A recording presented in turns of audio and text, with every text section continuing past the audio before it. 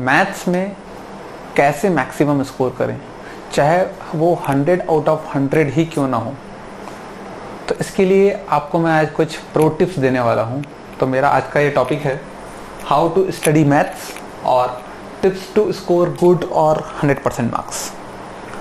तो लोग यही आजकल लोगों की मेंटेलिटी है कि मैथ्स थोड़ा हार्ड पड़ता है, टफ पड़ता है।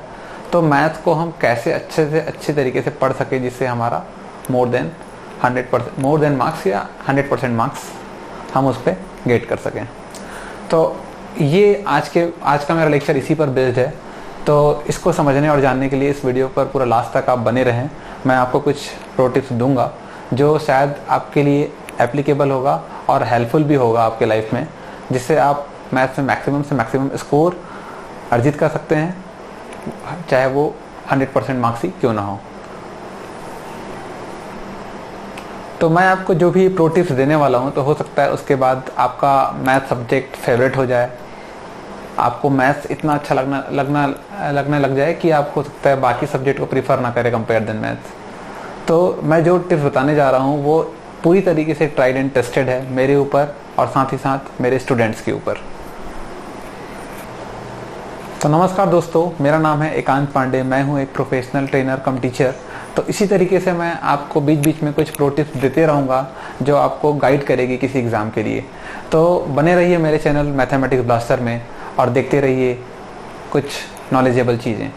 तो आइए मैं आपको कुछ प्रो टिप्स के बारे में बताना चाहूँगा। तो सबसे पहले मैं ये बताना चाहूँगा कि सबसे पहला हमारा टिप्स है make a separate fair notebook.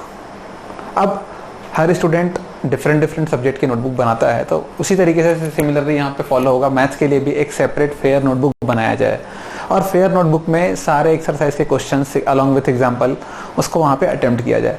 Attempt करने का मतलब ये नहीं है कि एक क्वेश्चन को एक बार अटेम्प्ट किया फिर हम नेक्स्ट क्वेश्चन पे स्विच कर गए।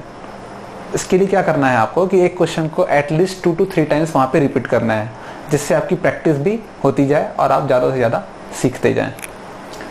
दूसरा पॉइंट है हमारा मेक फार्मूला नोटबुक। अब ये जो फार्मूला नोटबुक है ये काफ़ी इंपॉर्टेंट रखता है मैथमेटिक्स में। इंपॉर्टेंट इसलिए रखता है क्योंकि मैथ्स एक फार्मूला का पूरा भंडार है। हम उसमें हर एक चैप्टर में नए फार्मूले देखते जाते हैं और सीखते जाते हैं। तो जब तक फार्मूला अगर आप रिमाइंड नहीं कर पाएंगे, कुछ लॉजिक से याद नहीं कर पाएंगे, तब तक आप मैथ में कभी सक्सेस पा ही नहीं सकते। तो इसके लिए ज़रूरी है कि आप उसके लिए एक सेपरेट फार्मूला नोटबुक प्रिपेयर करें, जिसमें आप हर एक चैप्टर अलॉन्ग विथ चैप्टर सारे फार्मूले नोट डाउन करते जाएं। और फार्मूला नोट डाउन करने का एक टेक्निक भी है कि जैसे कि ये हमारी कॉपी है, इसमें अगर आप फर्स्ट फार्मूला जो भी नोट डाउन किए उसके बाद आपको 2 to 3 लाइन वहाँ पे गैप छोड़ना है और उसके बाद आपको सेकेंड फार्मूला राइट करना है।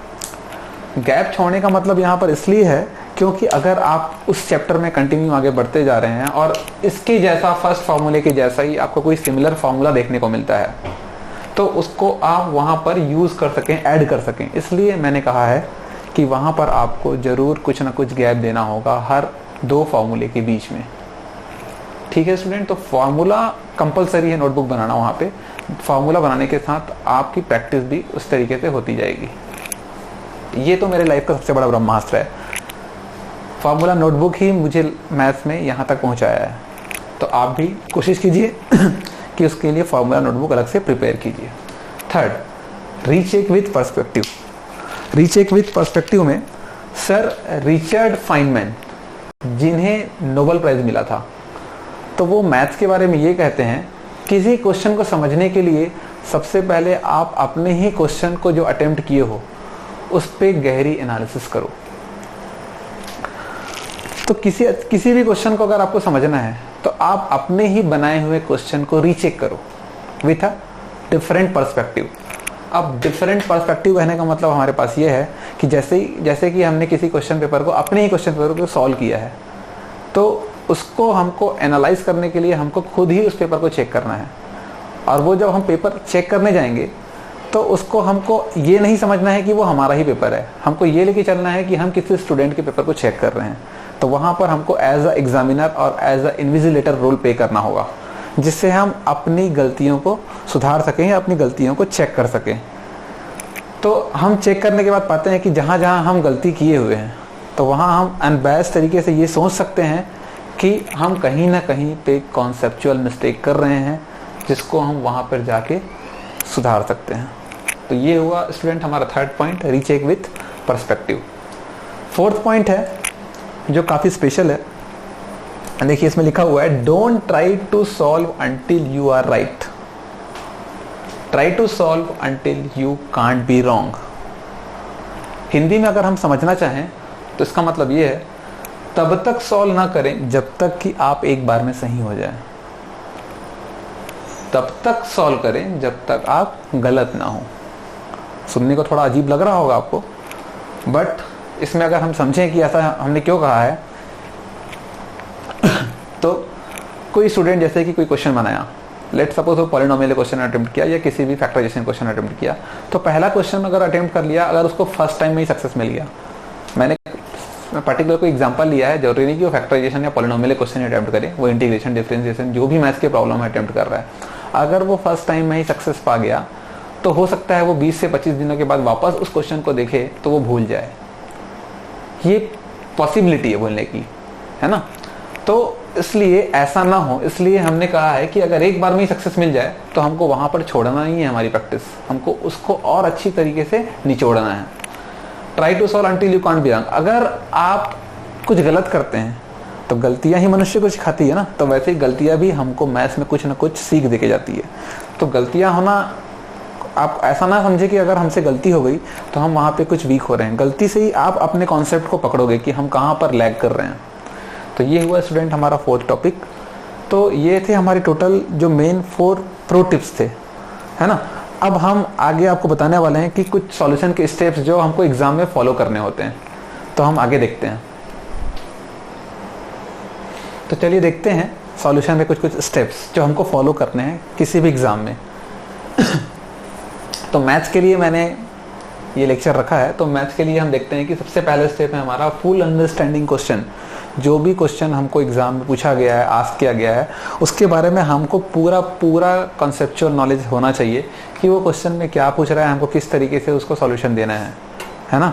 जब तक हम उस क्वेश्चन को समझेंगे नहीं तब तक हम उस क्वेश्चन में आगे प्रोसीड नहीं कर पाएंगे। इसलिए सबसे पहला जो मेन हमारा ऑब्जेक्टिव है वो है अंडरस्टैंडिंग क्वेश्चन। सेकेंड पॉइंट है हमारा अप्लाई करेक्ट फार्मूला। मैथ्स फार्मूले का एक भंडार है, तो जब तक आप फार्मूले को करेक्ट फार्मूला वहां पे अप्लाई नहीं करेंगे तब तक आप उस सॉल्यूशन को करेक्ट वे में आगे बढ़ ही नहीं पाएंगे। जहां पर आप फार्मूला गलत पुट अप किए वहां से आपका सारा सॉल्यूशन गलत हो जाएगा। इसलिए सबसे ये की पॉइंट है आपके सॉल्यूशन का कि फार्मूला को हमेशा करेक्ट पुट अप कीजिए। इसके लिए मैंने आपको फार्मूला कॉपी भी प्रिपेयर करवाया है अपने प्रो टिप्स में, तो वो आपको काफ़ी हेल्पफुल होगा सॉल्यूशन के लिए। थर्ड पॉइंट है हमारा राइट कैलकुलेशन। तो राइट कैलकुलेशन पॉइंट को बताने से पहले आपको ये बताना चाहता हूँ कि मैक्सिमम स्टूडेंट्स कॉन्सेप्ट क्लियर रखेंगे, सॉल्यूशन सही बनाएंगे, लेकिन हो सकता है कि फार्मूला भी पुट कर दे सही, लेकिन उसके बाद स्पीड बनाने के चक्कर में या एक्यूरेसी खो देते हैं, कैलकुलेशन वहाँ पे रॉन्ग कर जाते हैं, और वो एक छोटा सा रॉन्ग कैलकुलेशन हमारे पूरे सॉल्यूशन को रॉन्ग कर देता है। इसलिए आप ये ट्राई कीजिए कि अपना कैलकुलेशन कभी भी गलत ना हो, हमेशा राइट कैलकुलेशन ही दें। ये राइट कैलकुलेशन कब आएगा? जब आप प्रैक्टिस करते जाएंगे। जितना ज़्यादा से ज़्यादा प्रैक्टिस करेंगे आप उतना ही ज़्यादा सीखेंगे। इसलिए मैंने कहा है कि मोर प्रैक्टिस मोर लर्न। जितना आप प्रैक्टिस करेंगे उतना ही सीखेंगे और उतना ही आपका कैलकुलेशन एक्यूरेट होगा। ठीक है स्टूडेंट, तो मैंने ये 3 आपको सॉल्यूशन के स्टेप्स बता दिए हैं। और जब भी आप किसी क्वेश्चन पेपर को एग्जाम में सॉल्व कर रहे हैं, लेट सपोज ये आपका आंसर सीट है ना, ये आपका एग्जाम का आंसर सीट है, तो जब भी आपको लिखना है इस क्वेश्चन पेपर में अटेम्प्ट करना है आपका सॉल्यूशन, तो हमेशा आपके पास 2 पेन होने चाहिए, एक ब्लू एंड ब्लैक। तो आप हेडिंग दीजिए ब्लैक पेन से, इधर ब्लू पेन से। तो लेट सपोज हमने ब्लैक पेन से हेडिंग दिया तो सॉल्यूशन नंबर 1 लिखा हमने, है ना। तो अब सॉल्यूशन जब हमको स्टार्ट करना है तो हमारा दूसरे कलर का पेन जो ब्लू है हम वो यूज करते हैं। तो सॉल्यूशन स्टार्ट करते समय सबसे पहले हमको लिखना है गिवन, कि क्वेश्चन में कौन सा डाटा हमको गिवन दिया हुआ है ना, जिससे हम उस क्वेश्चन को अच्छी तरीके से अंडरस्टैंड कर पाए। दूसरा हमारा स्टेप रहेगा, अगर हमको क्वेश्चन को प्रूफ करना है कि हमको उसको क्वेश्चन को सॉल्यूशन निकालना है। अगर सॉल्यूशन निकालना है तो हम लिखेंगे टू फाइंड, और हमको अगर प्रूफ करना है तो हम लिखेंगे टू प्रूव, टू प्रूव, इस तरीके से जो भी होगा हम उस क्वेश्चन के अकॉर्डिंग वहां पर लिख देंगे। उसके बाद जब भी हमारा सॉल्यूशन स्टार्ट करना है या प्रूफ स्टार्ट करना है तो हम वहां से स्टार्ट कर देंगे प्रूफ लिखना, इस तरीके से, और यहां से हमारा सॉल्यूशन कंटिन्यू चलेगा। अगर हम किसी फॉर्मूले को वहां पे यूज कर रहे हैं, मतलब उस फॉर्मूले को यूज करके उस क्वेश्चन को आगे सॉल्व कर रहे हैं, तो ये ना भूलिएगा कि यहाँ पे आप ब्रैकेट में फॉर्मूला जरूर लिखें। लेट सपोज अगर आप कोई फॉर्मूला यूज कर रहे हैं तो वहां पर लिख दीजिए यूजिंग, लेट सपोज ए स्क्वायर माइनस बी स्क्वायर वाला फॉर्मूला यूज कर रहे हैं तो वो होता है ए प्लस बी ए माइनस बी। तो इस तरीके से वहां पे फॉर्मूले का अगर आप वहां पर साइड में नोट आउट करते हैं तो जो भी एग्जामिनर या इवेल्युएटर होगा वो आपके स्टेप्स को देख के इम्प्रेस हो जाएगा कि ये जो भी बंदा है वो अपना फुल नॉलेज रखा हुआ है, अच्छे तरीके से कॉन्सेप्चुअल नॉलेज है, तो वो सॉल्यूशन जरूर एक्यूरेट बनाया होगा। तो ये पहला इंप्रेशन इवेल्युएटर के मन में बन जाता है कि जो भी स्टूडेंट इस क्वेश्चन को सॉल्व किया है वो काफी इंटेलिजेंट है। तो ये रहा मेरा सॉल्यूशन का डिफरेंट टाइप्स स्टेप्स।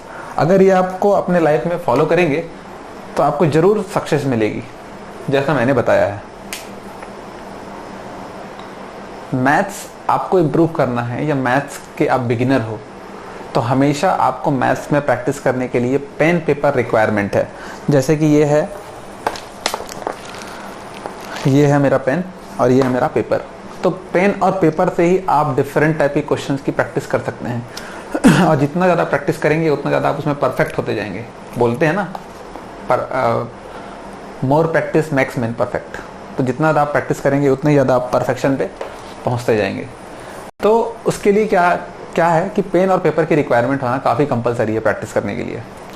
तो इसी पे आज मैंने कोड दिया है कि if you are not using pen and paper, if you are not using pen and paper then you are fooling yourself. Clear हो गया होगा? अगर आप पेन पेपर यूज नहीं कर रहे हैं तो आप अपने आप को ही बेवकूफ़ बना रहे हैं। आपको इसमें बुरा नहीं लगेगा, दूसरे लोग अगर आपको बेवकूफ़ बना के चले जाएंगे तो आपको कितना बुरा लगता है, लेकिन आप तो यहाँ पर रोज अपने आप को बेवकूफ़ बना रहे हैं। तो इससे बचिए आप। तो आप अपने आप को बेवकूफ़ ना बनाएं, इसलिए आप प्लीज़ पेन और पेपर यूज़ कीजिए, ज़्यादा से ज़्यादा प्रैक्टिस कीजिए। आशा करता हूँ कि आपको मेरा आज का ये वीडियो लेक्चर्स पसंद आए होंगे।